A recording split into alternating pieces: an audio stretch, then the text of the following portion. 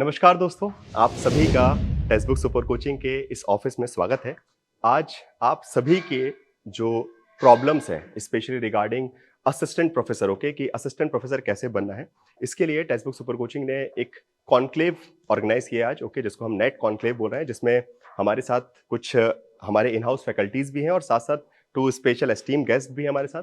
तो मैं आपको सबसे इंट्रोड्यूस भी करवाऊंगा और उसके बाद हम इस कॉन्क्लेव के जो ऑब्जेक्टिव्स हैं, पहले मैं उसको आपको समझा देता हूँ कि आज हम इसलिए जुड़े हैं जिससे कि जो मेजरली हम जब तक उस इनर सर्कल में नहीं पहुंचते हैं, वो जो आपका बोल सकते हैं यूनिवर्सिटी वाले सर्कल में, तब तो हमको बाहर से लगता था कि कैसे वहां पहुंचे, पीएचडी में कैसे एनरोलमेंट लेना है, रिसर्च पेपर कैसे लिखने हैं, या फिर अपने पब्लिकेशंस कैसे करवाना है, या फिर असिस्टेंट प्रोफेसर कैसे बनना है, एपीआई इंडेक्स अपना कैसे क्रिएट करना है। तो ये बहुत सारे डाउट जो है, because UGC net examination is a competitive examination, आप पढ़ के कर लेते हैं, बट उस पढ़ाई के बाद का जो आगे का प्रोसीजर होता है वो अपने आप में बहुत टिपिकल होता है। सो उस ऑब्जेक्टिव से आज हम यहाँ जुड़े हुए हैं।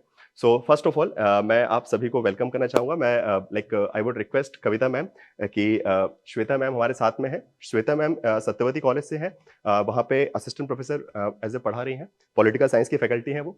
सो I would request, thank you ma'am, please please have a seat. Now I would request Nadeem sir, एक बार संकेत सर जो है वो कॉमर्स के असिस्टेंट प्रोफेसर है आर्यभट्टा कॉलेज में। So welcome sir.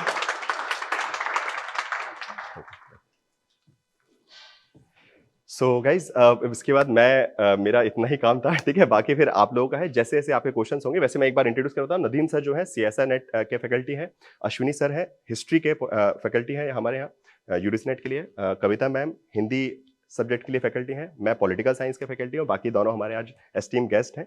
सो आपके जो भी डाउट्स हैं बिल्कुल खुलकर पूछना स्टार्ट कीजिए, we are ready to answer. Okay, thank you. Myself Kiran, मैं हरियाणा से हूँ, भिवानी से बिलोंग करती हूँ। मतलब मेरी एमएससी एमडीयू से है। मैंने मतलब पहले पता ही नहीं था कि नेट कैसे क्या क्वालिफाई करना है, तो सेल्फ प्रिपरेशन करने की सोची थी। तो फिर एमएससी फर्स्ट ईयर में स्टार्ट कर दी थी। तो फिर मैंने यूट्यूब पे देखा था, फिर सर के नदीम सर से मैंने पढ़ा है, तो बहुत अच्छे पढ़ाते हैं सर। तो मेरे को बहुत अच्छा लगा, तो फिर मैं उन्हीं को ही फॉलो करती हूँ। और अभी तो जैसे असिस्टेंट प्रोफेसर की प्रिपरेशन करने की सोच रही हूँ, तो यही पूछना था कि कैसे क्या करना है सर।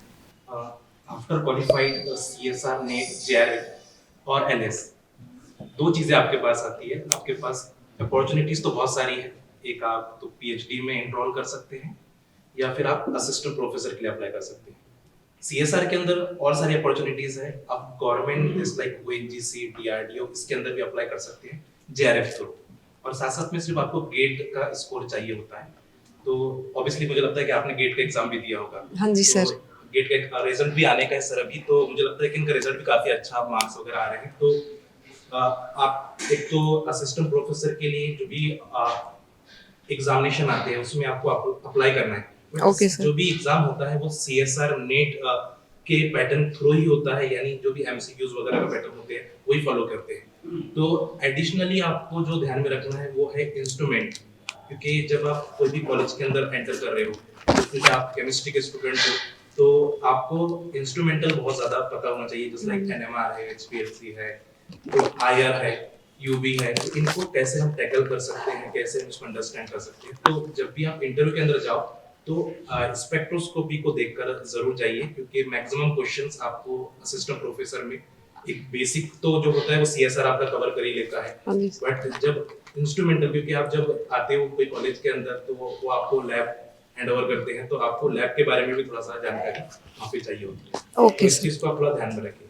सेकेंड पॉइंट है, अगर आप कोई गवर्नमेंट की अगर बात कर रहे हैं, जैसे लाइक ओएनजीसी में एंटर करना चाहते हैं, डीआरडीओ के अंदर एंटर करना चाहते हैं, या फिर बीआरसी के अंदर एंटर करना चाहते हैं, तो उसके लिए आपको जैसे लाइक फिजिकल केमिस्ट्री को ज्यादा इंपॉर्टेंस देना पड़ेगा, क्योंकि वहाँ पे जैसा बीआरसी की बात करें, बायो एटॉमिक रिसर्च सेंटर की बात करें, तो न्यूक्लियर केमिस्ट्री की ज्यादा रिसर्च होती है। तो आपको न्यूक्लियर केमिस्ट्री है, इलेक्ट्रोकेमिस्ट्री है, क्वांटम केमिस्ट्री है, उसको ध्यान में रखते हुए आगे बढ़ना पड़ता है। फॉर्म तो हर जगह फिल करिए, क्योंकि जहाँ पे भी वैकेंसीज आएंगी आपको फिल करना ही है और इंटरव्यू जाके देना ही देना है, क्योंकि एक बार इंटरव्यू देने से आपको समझ में नहीं आएगा कि क्वेश्चंस कैसे पूछे जाते हैं। तो जहाँ पे भी जो भी यूनिवर्सिटीज के अंदर अगर वैकेंसीज आ रही है, आप सबसे पहले उसके फॉर्म को फिल करें ऑन प्रायोरिटी पे, फिर उसके बाद उसकी प्रिपरेशन कैसे स्टार्ट करना है, मैंने आपको बताया कि पहले आप CSR कर चुके हैं, उसको रिवाइज करिए और उसके साथ साथ स्पेक्ट्रोस्कोपी को आपको देखना है। Okay sir. I think Thank you, Haryana sir. के अंदर वैकेंसीज आने वाली है। आप हरियाणा से हो? हरियाणा तो से। HPSC असिस्टेंट प्रोफेसर की वहाँ पे वैकेंसीज आने वाली है, तो उसको भी आप ट्राई कर सकते हैं। और ये मुझे लगता है सभी स्टेट्स के लिए अप्लाई करते हैं कि हमारे जो सब्जेक्ट्स हैं, जो असिस्टेंट प्रोफेसर एग्जाम है, बहुत ही लिमिटेड वैकेंसीज होती है। तो आप अपने आप को लिमिट करके मत रखिएगा कि मैं हरियाणा के अंदर ही अप्लाई करूंगा। अगर राजस्थान के अंदर है वहाँ भी जाइए, MP के अंदर है वहाँ भी जाइए।